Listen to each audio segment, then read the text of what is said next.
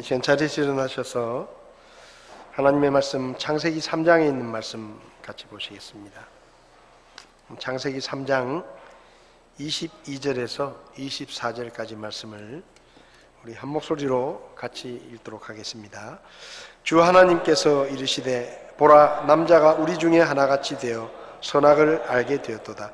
이제 그가 자기 손을 들어 생명나무에서 나는 것도 따서 먹고 영원히 살까 염려하노라 하시고, 그런 까닭에 주 하나님께서 에덴의 동산에서 그를 내보내사 그의 출처가 된 땅을 갈게 하시니라.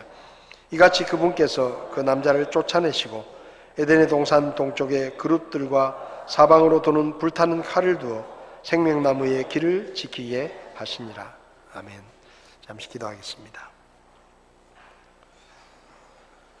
살아계셔서 말씀하시고 우리가 이 땅에 사는 동안 어떻게 살아야 할지를 말씀으로 가르치시는 하나님 아버지, 오늘도 저희들을 말씀으로 가르쳐 주시고 우리가 세상의 지혜를 따라 살지 않게 하시며 오직 하나님의 말씀에 따라 이 땅 위에서 거룩한 성도의 삶을 살게 도와주시기를 원합니다.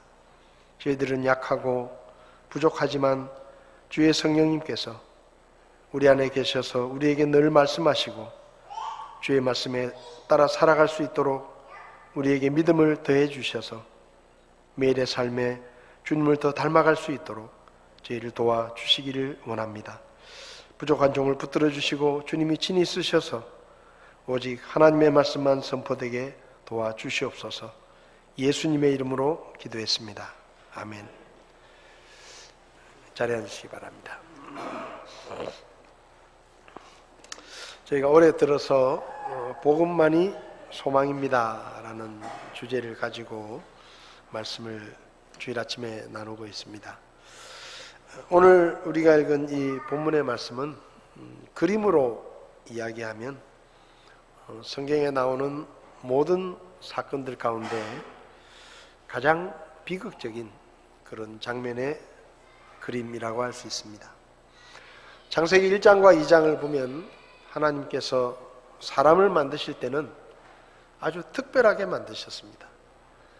다른 생명체들을 만드실 때는 그냥 말로만 하셨지만 사람은 특별히 흙으로 모양을 친히 빚으시고 또 그 코에 하나님의 숨을 불어넣으셔서 하나님과 대화가 가능하고 교제가 가능한 그런 영적인 존재로 만드셨습니다. 그리고 다른 생명체들은 특별한 목적이 없습니다. 그냥 존재하는 것 자체가 목적인데 사람은 하나님께서 특별한 목적을 가지고 만드셨습니다. 우리가 우리의 형상을 따라 사람을 만들고 우리가 만든 모든 것들을 다스리고 관리하게 하자 하는 그런 목적을 가지고 하나님의 파트너로 만드셨기 때문에 우리가 철학에서도 사람은 만물의 영장이다 그렇게 이야기를 하지만 성경적으로도 사람은 가장 영광스럽고 하나님과 가장 닮은 모습으로 창조된 그런 창조물입니다. 그리고 하나님은 특별히 사람을 위해서 에덴 동산을 만드셨습니다.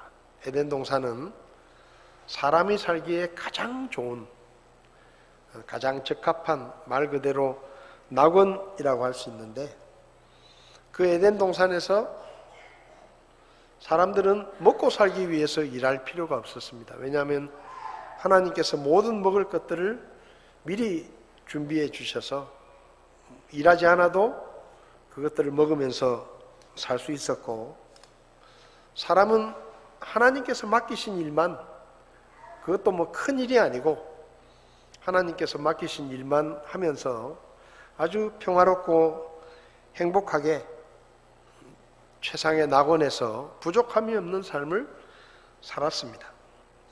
그런데 오늘 본문을 보면 아담과 하와가 에덴 동산에서 쫓겨나고 있습니다. 하나님께서 그들을 그 최상의 낙원, 먹고 살기 위해서 일할 걱정이 없고 무엇을 입어야 될지 걱정이 없고 아무런 걱정이 없는, 그리고 죄도 없고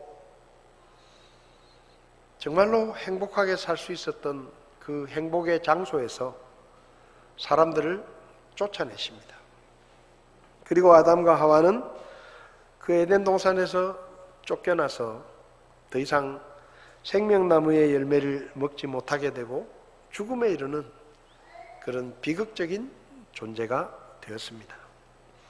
이 말씀을 가지고 1667년에 영국의 시인이었던 존 밀턴이라는 시인이 신라권이라는 제목의 시를 썼습니다. 그런데 그 시는 그냥 시가 아니라 12권이나 되는 아주 대장편의 서사시를 썼습니다.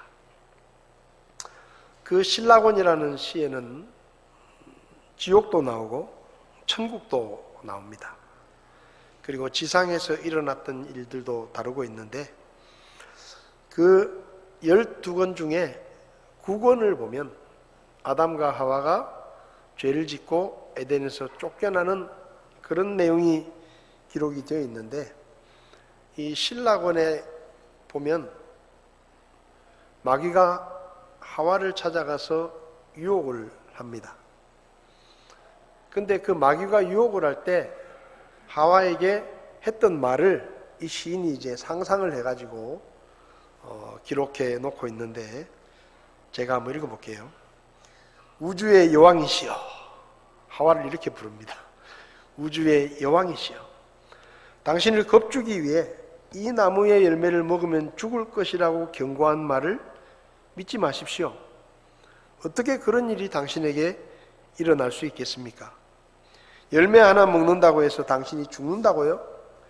이 열매가 당신에게 지식을 준다면 생명을 줄 것도 분명합니다.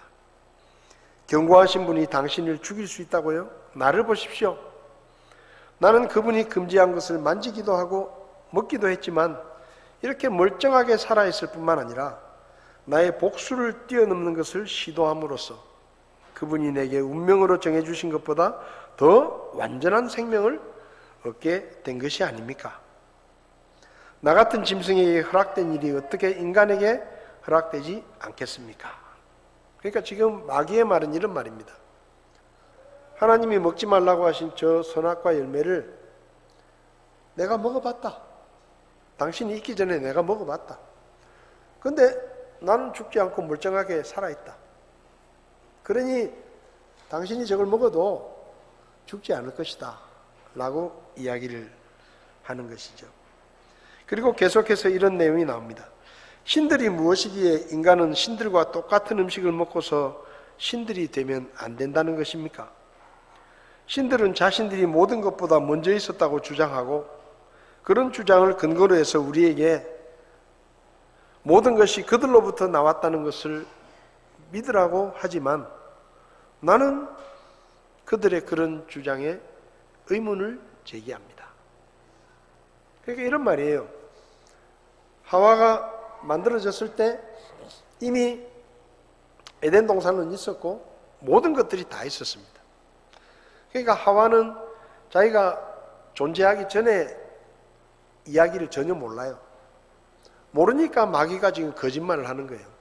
네가 존재하기 전에 이미 내가 있었고 그리고 나는 신이 하지 말라고 한 것을 이미 했는데 봐라 내가 죽지 않고 이렇게 멀쩡하게 네 앞에 있지 않느냐 하고 얘기를 하는 거예요. 그러니까 너도 하나님이 하지 말라고 한 일을 해도 죽지 않을 것이다. 그렇게 이야기를 합니다.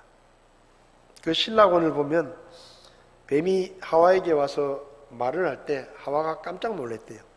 왜냐하면 자기하고 자기 남편만 말을 할 줄 아는 줄로 생각했는데 다른 동물들은 말을 못하는데 뱀이 와가지고 갑자기 말을 거니까 하와가 너무 신기한 겁니다.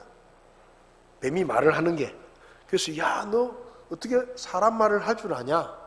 너 참 신기하다 라고 생각하고 있을 때 이제 뱀이 하와에게 이런 거짓말을 하는 거예요. 내가 사람의 말을 하게 된 것도 하나님이 먹지 말라고 한 저 열매를 먹었기 때문에 내가 할 수 있는 능력이 생긴 거다.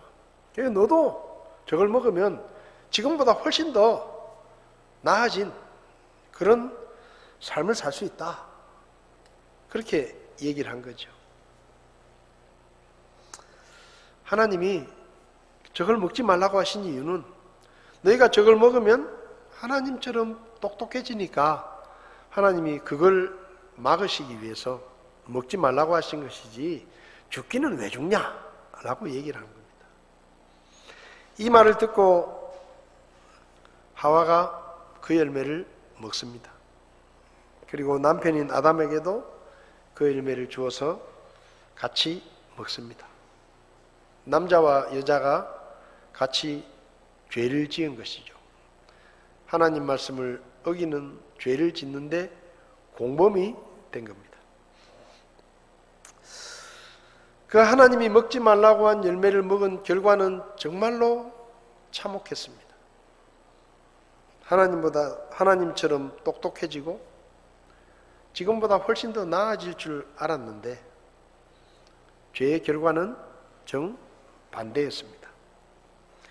한마디로 말하면 그들이 지은 죄의 결과는 오늘 설교 제목처럼 행복 끝 불행 시작이었습니다.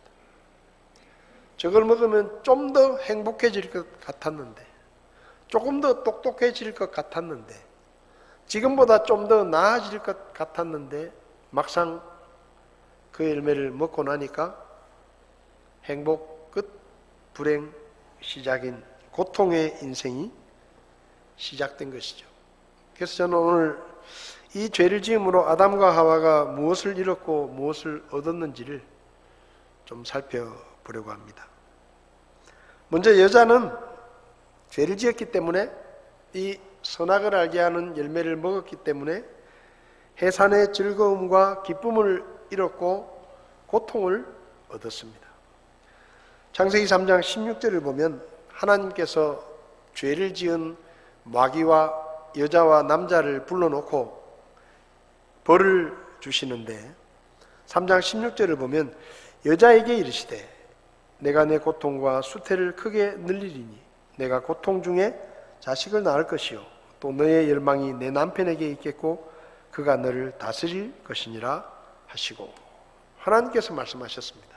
하와야, 네가 죄를 지었기 때문에 네가 임신하고 아기를 낳을 때 그게 원래 나는 임신하고 아기를 낳는 것이 너의 즐거움이 되도록 너의 기쁨이 되도록 내가 목적을 그렇게 의도했었는데 이제 네가 죄를 지었기 때문에 내가 너에게 큰 고통을 더하겠다. 그래서 아기를 가진 임신을 하고 또 출산을 하는 것이 너에게는 정말로 큰 고통이 될 것이다 라고 말씀하십니다. 하와가 죄를 짓기 전에는 물론 아이를 낳은 적이 없지만 죄를 짓기 전에는 하나님이 원래 여자를 만드실 때는 아기를 가지고 출산을 하는 것이 즐겁고 기쁘고 행복한 일이도록 만드신 것이죠. 그래서 창세기 1장 27절부터 보면 하나님께서 남자와 여자를 부부로 짝지어 주시고 이렇게 말씀을 하십니다. 28절을 보면 하나님께서 그들에게 복을 주시고, 그러니까 하나님께서 남자와 여자를 부부로 맺어 주시고 복을 주셨어요. 복을 주셨습니다. 그 복의 내용이 뭐냐? 다산하고 번성하여 땅을 채우라. 자식들을 많이 낳고 번성하여 땅을 채워라. 이렇게 복을 주셨다. 그게 복이었다 이 말이에요. 여러분, 오늘날 임신을 하고 출산을 하는 것은 사실은 복이라고 이야기하기 어렵습니다. 왜냐하면 임신을 하면 고통스러운 입덧이 찾아옵니다. 그렇잖아요. 아이를 갖는 순간부터 입덧을 하고 쉽게 말하면 고통 가운데 아이를 갖게 되고 출산할 때는 우리 아이를 낳아본 분들에 의하면 하늘이 노랗게 변할 만큼의 그 엄청난 극심한 고통 가운데서 아이를 낳습니다. 요즘에 만약에 요즘 젊은 세대를 보고 다산하고 번성하여 땅에 충만하라 그러면 아무도 결혼 안 할 거예요. 아무도 결혼하려고 하지 않을 것입니다. 애 하나 낳아서 키우는 것도 벅차고 힘든데 아이를 막 옛날 우리 부모님 세대들처럼 뭐 7남매, 8남매 낳고 이렇게 키우려고 하면 하늘이 노래요. 아이를 낳는 고통도 고통이지만 애 하나 키우는데 얼마나 힘듭니까? 돈이 뭐 천문학적인 돈이 듭니다. 그래서 요즘은 결혼도 안 하려고 하고 애도 안 낳으려고 하는 거예요. 왜? 너무 힘드니까. 만약에 하와에게 죄를 짓기 전에 하와에게 아이를 임신하는 것이 고통이고 애 낳는 것이 하늘에 노래질 만큼 그렇게 정말로 죽을 만큼의 고통이었다고 하면 하나님이 다산하고 번성해라 라고 말하면서 이게 복이다 라고 말하는 게 틀린 말이에요. 힘든 일인데 고통스러운 일인데 그게 무슨 복이에요. 애 하나 키우느라고 그냥 사교육비가 얼마나 많이 듭니까? 애 하나 대학 보내려면 수억의 돈이 들고 이런 세상에서 다산하고 번성해라 그러면 이게 복이 아니에요. 근데 하나님께서 하와에게 다산하고 번성하여 땅을 채우라라고 말씀하시면서 이게 복이다 라고 말씀하신 것은 애를 갖는 것도 별로 안 힘들고 애를 낳는 것도 별로 안 힘들고 애를 키우는 것도 별로 안 힘들기 때문에 아이를 많이 낳고 번성하는 것이 축복이었습니다. 그래서 그 얘기를 들으면 하와가 기분이 좋았어요. 왜? 아이를 가지고 출산하는 것이 즐겁고 행복한 일이고 아이를 키우는 것도 전혀 부담 없고 먹을 걱정, 입을 걱정 안 하고 그냥 냅두면 잘 크니까 뭐 거기 무슨 뭐 아동 학대가 있는 것도 아니고 범죄가 있는 것도 아니고 그 에덴 동산에서 그냥 낳아놓으면 크는 거예요. 뭐 옷 입힐 필요도 없잖아요. 먹는 것도 그냥 뭐 지가 알아서 다 먹잖아요. 뭐 먹는 거 챙겨줄 필요도 없고 알아서 크는 거예요. 그리고 뭐 그 에덴 동산에 무슨 병이 들겠습니까? 건강하고 튼튼하게 낳기만 하면 쑥쑥 크는 거예요. 그냥. 부담이 없습니다. 그래서 임신과 출산이 즐거움이었습니다. 아이를 낳는 키우는 것도 즐거움이고 행복이었는데 근데 하와의 죄 때문에 하늘이 노랗게 된 거예요. 여자들이 아이를 낳는 게 힘들어지고 고통스러워지고 임신하면 입덧을 하고 먹고 싶은 것도 못 먹고 그런 고통을 겪고 아이를 낳고 낳으면 끝이 아니고 키우는 것도 얼마나 힘들고 고생스럽습니까? 이렇게 된 게 다 하와가 죄를 지었기 때문이에요. 분만실에 들어가면 옆에 있는 남편 머리끄댕이를 붙들고 왜 나를 이렇게 힘들게 만들었냐고 머리를 막 뽑고 막 남자 탓을 하는데 남자 탓할 일이 아니에요. 그 남자가 그렇게 잘못한 게 아니에요. 하와가 여자들의 조상인 하와가 죄를 지어가지고 아픈 거예요. 근데 왜 남편 머리를 뜯어요? 이게 성경적으로 그런 겁니다. 그러니까 여자는 하와가 죄를 지었기 때문에 그 후손으로 태어나는 모든 여자들이 임신과 출산이 즐거움과 기쁨이 아니라 고통과 힘든 일이 돼버렸고 아이들 키우는 것도 즐겁고 행복한 일이 아니라 정말로 피곤하고 힘든 일이 된 거예요. 오죽하면은 아이를 낳은 며느리들이 회사에서 일하는 게 애 키우는 것보다 더 쉽다 그러겠습니까? 그런 시대가 된 거예요. 그런 상황이 된 겁니다. 에덴 동산에서는 그렇지 않았어요. 거기서 그냥 죄를 짓지 않고 애를 낳았으면 애를 뭐 계속 낳으면서 아무 걱정 없이 행복하게 살 수 있었는데 죄 때문에 그렇게 됐다는 거죠. 그 다음에 두 번째로 여자는 남자와 동등하게 창조되었는데 죄를 지었기 때문에 남자와 동등함이 깨져버리고 남자의 지배를 받는 그런 삶이 된 겁니다. 1장 27절을 보면 하나님께서 사람을 만드실 때 자신의 형상으로 사람을 창조하셨는데 하나님의 형상으로 그를 창조하시고 그들을 남성과 여성으로 창조했다. 그러니까 하나님께서 처음에 남자와 여자를 만드실 때는 남자가 여자보다 무슨 힘이 세거나 남자가 힘으로 여자를 억압하거나 여자를 다스리고 지배하는 남자 주도적인 이런 창조가 아니었습니다. 남자와 여자가 아주 동등했고 평등했고 누가 누구를 억압하는 이런 세상이 아니었어요. 그런데 여자가 죄를 지었기 때문에 여기 창세기 3장 16절을 보면 내가 내 고통과 수태를 크게 늘리리니 내가 고통 중에 자식을 낳을 것이요 또 너의 열망이 내 남편에게 있겠고 그가 너를 다스릴 것이니라. 그러니까 여자에게 주는 벌이 뭐냐? 너는 앞으로 남자의 다스림을 받으면서 살게 될 것이다 라는 것이 여자에게 주어진 벌이었습니다. 가부장적인 제도가 언제 생기게 됐느냐? 만약에 에덴 동산에서 죄를 짓지 않고 살았다면 가부장적인 그런 가정이 아니었을 겁니다. 남자와 여자가 정말로 평등하게 공평하게 서로를 존중하고 서로 힘으로 뭘 하려고 하는 이런 시대가 아니라 정말로 기쁘고 행복한 평등한 그런 사회였을 텐데 여자가 남편이 없는 동안에 사실은 여자가 선악과를 먹은 그 원인은요 하나님의 말씀을 제대로 믿지 않은 것도 있지만 여자는 하나님의 말씀을 남자를 통해서 전달받았습니다. 남편을 통해서 전달받았어요. 아담은 직접 하나님께 말씀을 들었지만 하와는 남편을 통해서 하나님의 말씀을 들었습니다.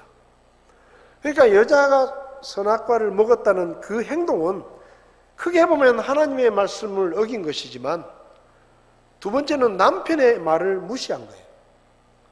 남편이 전해준 말을 제대로 안 들은 겁니다. 그러니까 여자의 행동은 남편의 말을 무시한 행동이기도 합니다. 그래서 하나님께서 무슨 벌을 주시느냐? 네가 남편을 무시하고 쉽게 말하면 선악을 알게 하는 열매를 먹는 죄를 지었는데 이제부터 너는 남편 말을 듣게 그렇게 될 것이다 라고 말씀하신 것입니다. 에베소서 5장을 보면 가정에 대해서 말씀하시는데 에베소서 5장 22절에 아내들아 너희 남편에게 복종하기를 주께 하듯 하라. 여자들에게 말합니다. 남편에게 복종해라. 그게 하나님이 세우신 가정의 원리다 이 말이에요. 왜 복종해야 되느냐? 하와의 죄 때문입니다. 하와의 죄 때문에 하나님께서 여자들에게 남편에게 복종하며 살아야 되는 그런 삶을 하나님이 이제 바꾸신 것이죠. 그래서 여기 보면 이는 남편이 아내의 머리됨이 그리스도께서 교회의 머리 되심과 같기 때문이라. 그러니까 남편을 아내의 머리라고 말씀하십니다. 가정이 가부장적인 가정이 되고 남편이 가정에서 주도적인 역할을 하게 된 이유가 뭐냐? 처음부터 하나님이 남편을 여자보다 더 높은 자리에 두신 게 아니라 하와가 남편을 무시하고 남편의 말을 무시하고 하나님의 말씀을 무시하고 죄를 지었기 때문에 이제는 남편의 말을 들어야 된다라고 하나님께서 그렇게 질서를 정하셨기 때문입니다. 그래서 남자가 여자보다 뭐 특별하고 더 우월하기 때문이 아니라 동등한 존재지만 가정의 질서를 하나님께서 그렇게 세우신 거예요. 남자가 머리가 되도록. 가끔 아내들이 그런 얘기를 많이 합니다. 남편이 내보다 못한 것 같아. 남편이 내보다 덜 똑똑해. 내가 남편보다 더 잘난 것 같아. 남편보다 내가 더 똑똑한 것 같고 지 하나 믿고 결혼했는데 호강을 시켜주기는커녕 고생만 시키고 그 내가 저 말을 들어야 되나 말아야 되나 그런 생각을 할 수 있어요. 어떻게 보면 돈도 아내가 더 많이 벌고 경제권도 아내가 더 많이 있고 그러면 아내들이 생각하기를 우리 가정에 뭔가 결정할 때 남편보다 내가 더 영향력을 가지려고 생각할 수 있습니다. 그런데 그건 성경적으로는 틀린 거예요. 성경적으로 보면 남편이 나보다 좀 못나 보이고 좀 미덥지 못하고 그렇더라도 성경적인 원리는 남편에게 복종하는 것입니다. 아내가 남편을 주도하는 것이 아니라 남편이 가정을 주도하는 거예요. 왜냐하면 그게 하나님이 세우신 원리예요. 그래서 자매님들이 오해하지 말아야 돼요. 남편 때문에 남편을 믿으라고 말한 게 아니에요. 남편이 나보다 더 똑똑하고 더 돈도 잘 벌어오고 나를 고생 안 시키기 때문에 그 훌륭한 남편이기 때문에 너는 남편에게 복종해라 그렇게 말씀하신 게 아니에요. 남편이 좀 부족하더라도 남편이 좀 나보다 못나 보이더라도 하나님이 그 남자를 가정의 머리로 세우셨고 아내의 머리로 세우셨기 때문에 사실은 남편을 믿기 때문에 남편에게 복종하라는 말이 아니고 남편을 머리로 세우신 하나님을 믿고 하나님의 말씀에 순종하라는 얘기입니다. 많은 여자들이 남자를 그냥 남편을 바라볼 때 능력으로 바라보고 자기보다 잘났나 못났나 그런 걸 생각하는데 여러분 남편이 믿을만 하기 때문에 복종하라는 말이 아니에요. 남편이 지혜롭기 때문에 복종하라는 말이 아닙니다. 어떨 때 보면 남편이 더 어리석어 보이고 뭔가를 결정할 때 내가 생각하는 것보다 남편이 생각이 짧을 수도 있고 돈도 별로 못 벌어오고 무능력해 보일 수도 있어요. 그런데 가정에서 아내가 남편에게 복종하는 것이 하나님이 정하신 원리예요. 그러면 아내가 어리석은 남편에게 복종할 때 결과가 어떻게 되느냐? 어리석은 남편의 선택이 어리석지만 아내가 하나님을 믿고 남편에게 복종하면 하나님께서 그 모든 일들을 책임지시는 거예요. 왜?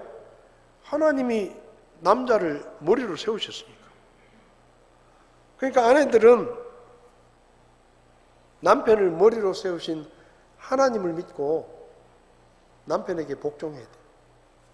남편에게 복종했는데 일이 잘 안 됐다.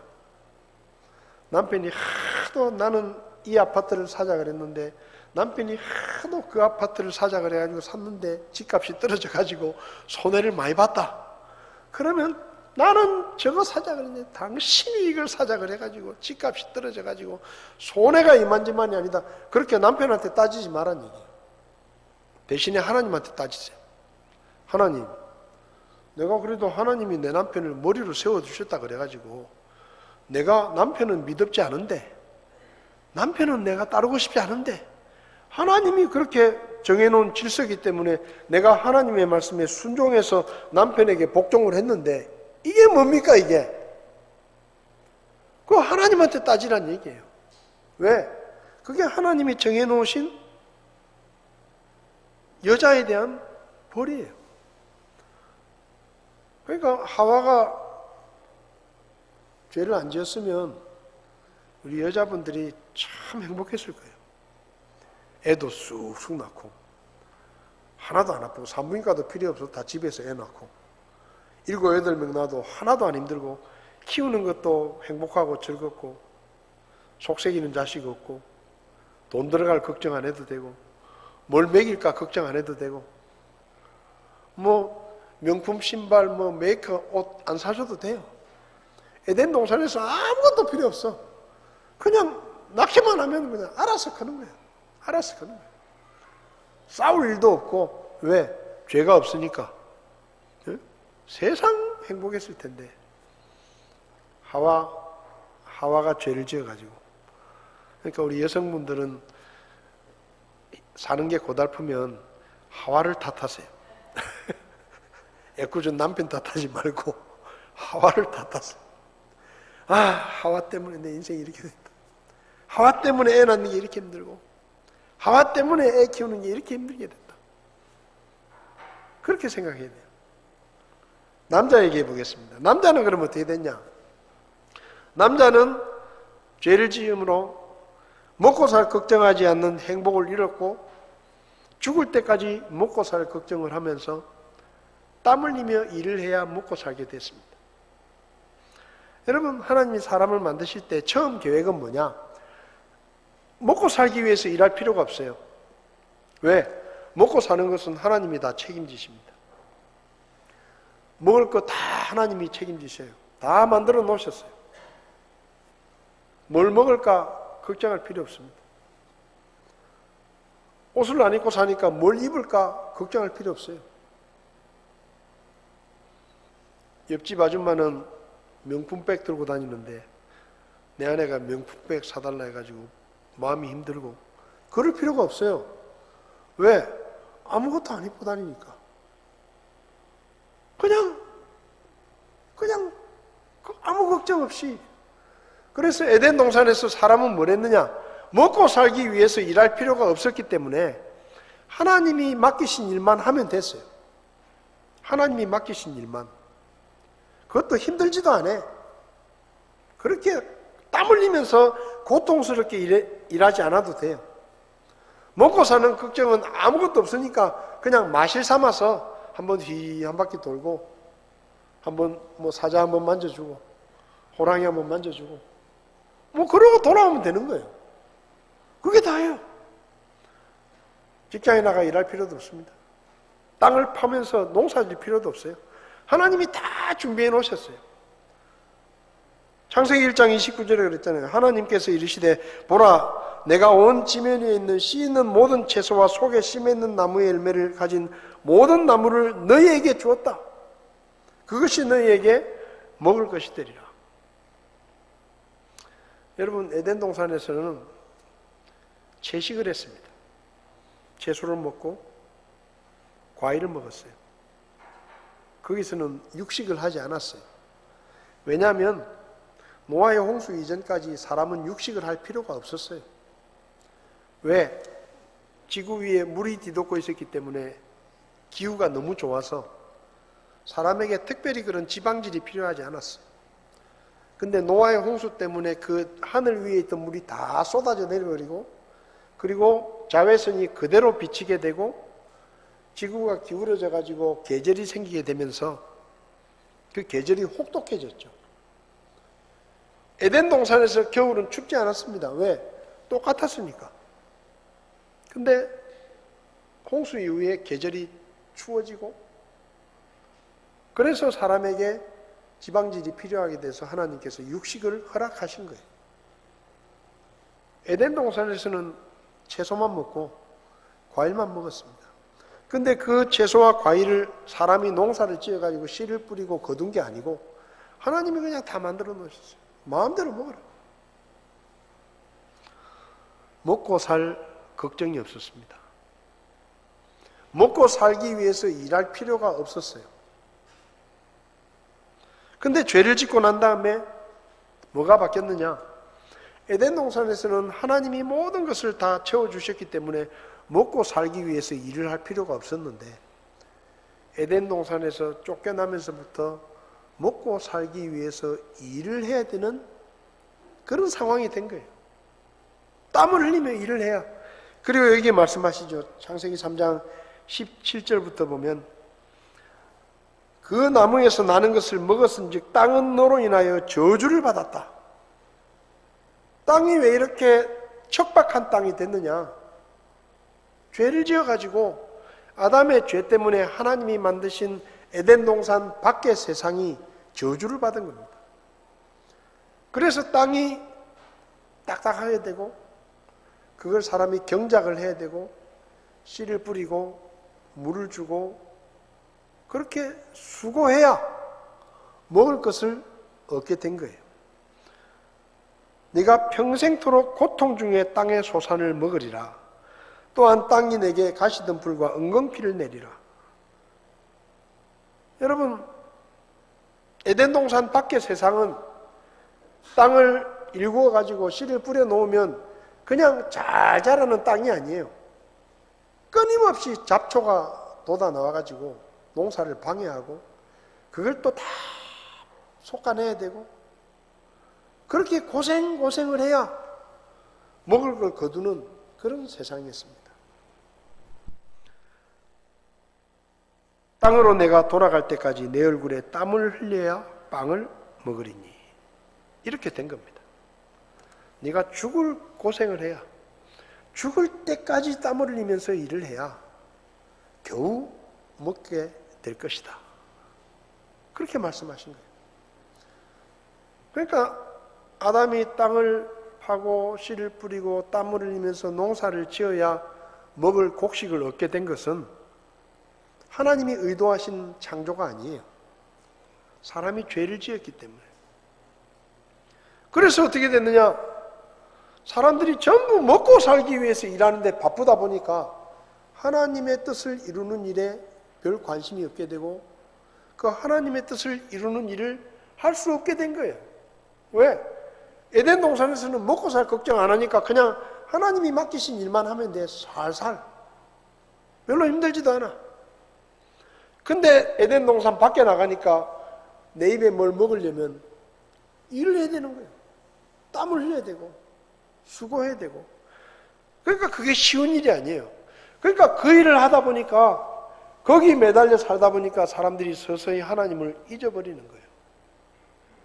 그리고 하나님을 떠나게 되는 겁니다. 여러분, 사람이 힘든 게 먹고 사는 게 힘든 거예요. 먹고 살기가 힘든 거예요.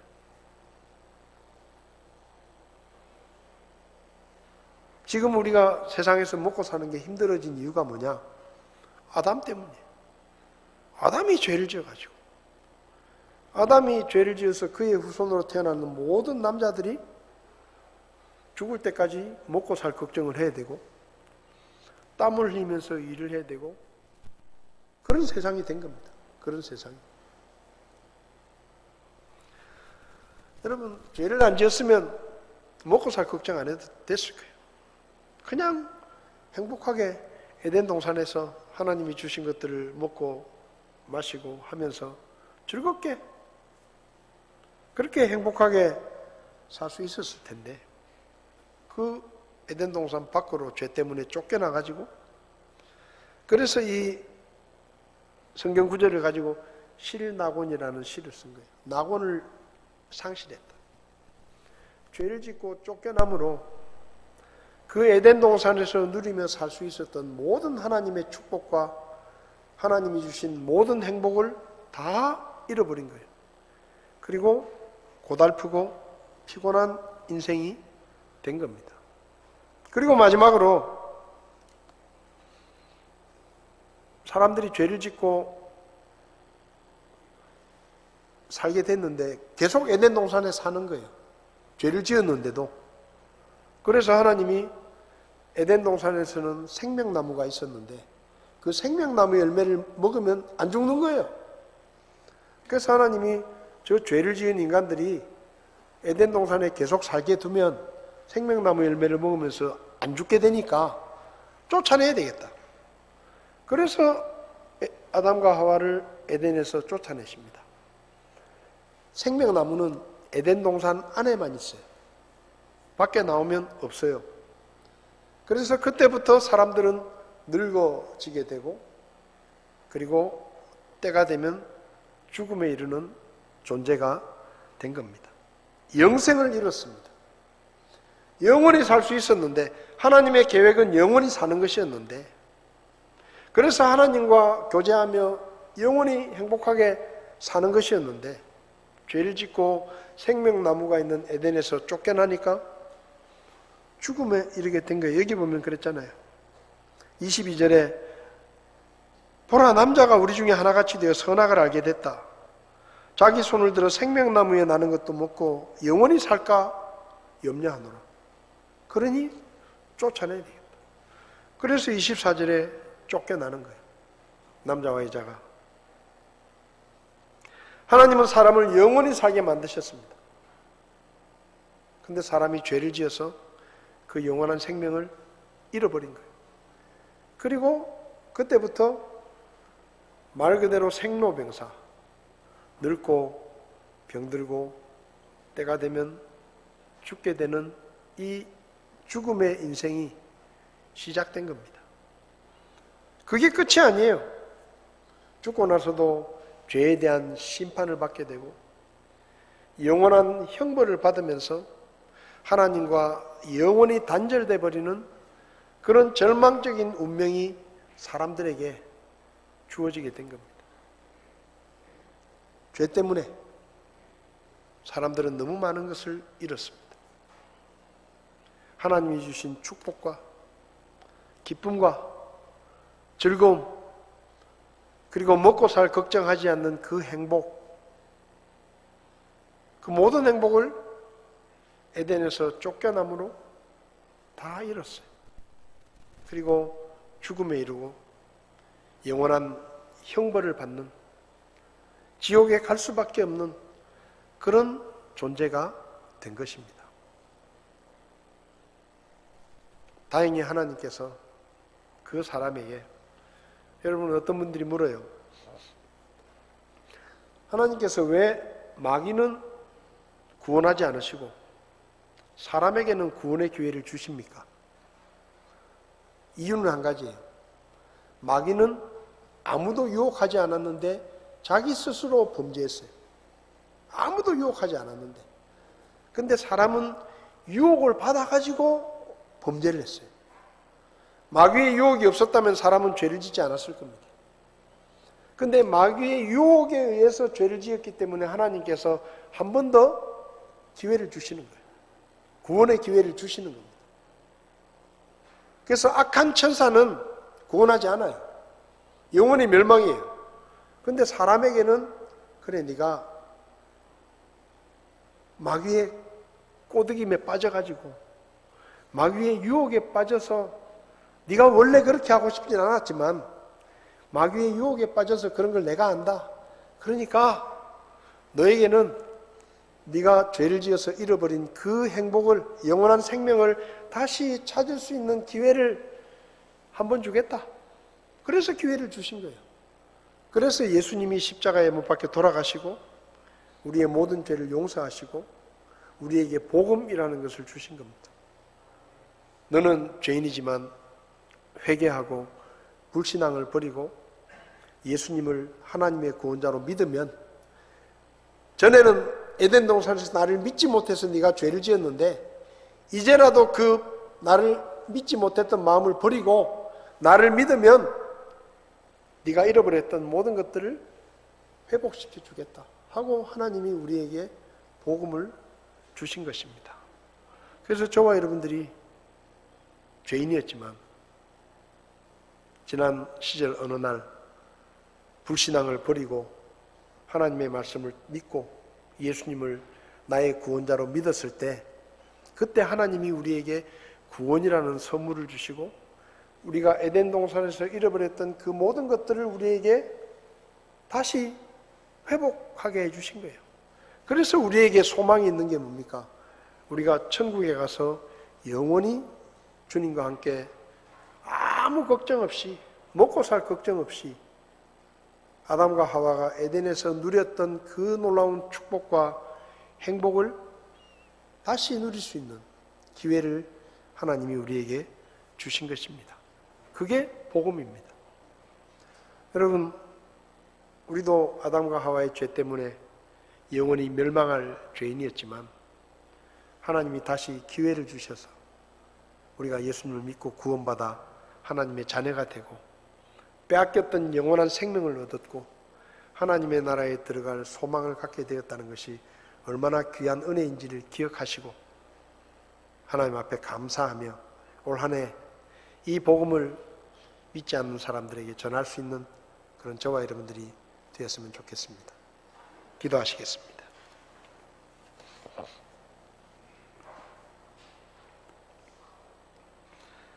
하나님은 우리를 축복스러운 존재로, 영원히 행복하게 사는 존재로 창조하셨습니다. 그런데 죄 때문에 그 모든 것을 잃었습니다. 하나님의 은혜로 예수님이 오셨고 예수님이 우리 죄를 대신해서 십자가에 못 박혀 돌아가시고 부활하심으로 우리가 그 예수님을 구원자로 믿을 때 에덴에서 잃어버렸던 모든 것들을 되찾을 수 있는 은혜를 하나님이 허락해 주셨습니다. 혹시 여러분 가운데 목사님 제가 교회에 나왔지만 아직 예수님을 믿지 않습니다. 저도 오늘 예수님 믿고 구원받기 원합니다. 저도 영원한 생명을 얻기 원합니다. 죄 때문에 잃어버렸던 그 모든 행복을 다시 되찾기를 원합니다. 저도 예수님을 믿고 구원받기 원합니다. 혹시 그런 분이 계시면 오른손을 잠깐 들어주시면 제가 기도해 드리겠습니다. 교회 오신다고 구원받는 것이 아닙니다. 교회를 오래 다녔다고 구원받는 것이 아닙니다. 하나님이 보내신 구원자 예수님을 믿을 때 구원을 받게 됩니다. 하나님을 믿는 것이 사는 길입니다. 잃어버린 행복을 되찾는 길입니다. 혹시 여러분 가운데 저도 예수 믿기 원합니다. 그런 분 계시지 않습니까? 성도 여러분, 우리의 살 길은 하나님의 말씀을 믿는 것입니다. 우리가 복음을 듣고 구원을 받았습니다. 이제 우리의 삶이 정말로 하나님이 기뻐하시는 성도의 삶을 살고 하나님이 기뻐하시는 자녀의 삶을 살기 원하면 하나님의 말씀에 순종하시기를 바랍니다. 하나님의 말씀에 더하거나 빼지도 말고 사람의 생각을 넣지도 말고 오직 기록된 하나님의 말씀에 따라 순종하시기를 바랍니다. 그것이 우리의 사는 길이고 그것이 하나님의 축복을 받는 길입니다. 주의 말씀에 순종하며 올 한 해 하나님이 주시는 놀라운 축복들을 받아 누리는 그런 우리가 되었으면 좋겠습니다. 이 시간 우리 자리에서 일어나셔서 찬송가 449장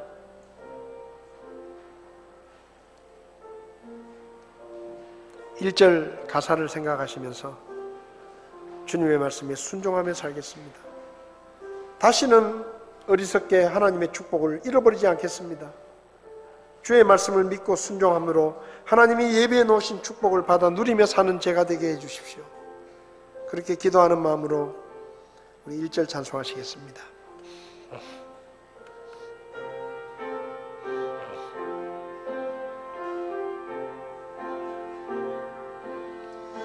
예수 따라가며 복음 순종하며 우리의 갈 길 환하겠네. 주를 의지하며 순종하는 자를 주가 늘 함께 하시리라. 의지하고 순종하는 길은 예수 안에 즐겁고 복된 길이로다. 찬송 멈추시겠습니다. 성도 여러분, 올 한 해 주님의 말씀을 믿고 순종하시기를 바랍니다. 그래서 주님이 예비해 놓으신 축복, 하나님이 허락하신 행복을 잃어버리지 않고 말씀에 순종함으로 주님이 주시는 기쁨과 행복을 누리며 그리고 이 복음을 전하며 하나님 앞에 쓰임받는 그런 저와 여러분들이 될 수 있기를 바랍니다. 그런 마음으로 하나님 앞에 기도하시기 바랍니다. 주님, 제가 말씀에 순종하게 해주십시오. 어리석은 사람의 생각으로 세상의 생각을 듣고 사람들의 말을 듣고 하나님의 말씀을 무시하고 불순종하지 않게 해주시고 올 한 해 주의 말씀에 순종함으로 저의 1년이 하나님의 축복을 받고 하나님이 주신 놀라운 축복들을 받아 누리는 풍성한 삶이 되게 도와주십시오. 하나님 앞에 그렇게 기도하시기 바랍니다.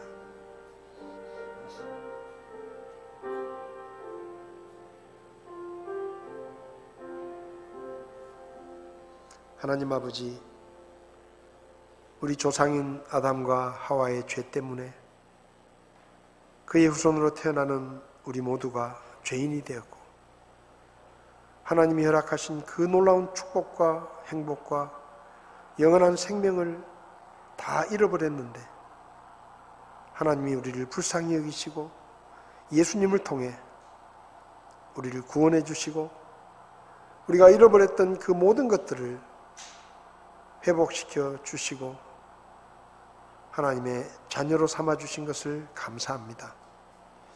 주님의 은혜를 늘 기억하게 하시고 우리는 자격이 없었지만 하나님의 은혜 때문에 우리가 구원받았다는 것과 아직도 이 세상에는 이 복음을 듣지 못하고 영원한 멸망을 향해 가고 있는 사람이 수없이 많다는 것을 기억하게 하시고 올 한 해 저와 우리 성도님들과 우리 교회가 이 복음을 힘써 전하는 그런 한 해가 될 수 있도록 도와주시기를 원합니다. 주님께서 주신 이 구원의 감격을 가지고 일평생 주님 앞에 감사하며 기쁨으로 살아가게 하시고 먹고 사는 일보다 하나님을 위해 섬기는 일에 더 많은 시간과 더 많은 힘을 쓸 수 있도록 올 한 해 저희들을 도와주시옵소서. 오늘 주신 귀한 말씀을 감사드리며 예수님의 이름으로 기도했습니다. 아멘. 떡국이 준비되어 있으니까요. 식사하고 가시면 좋겠습니다.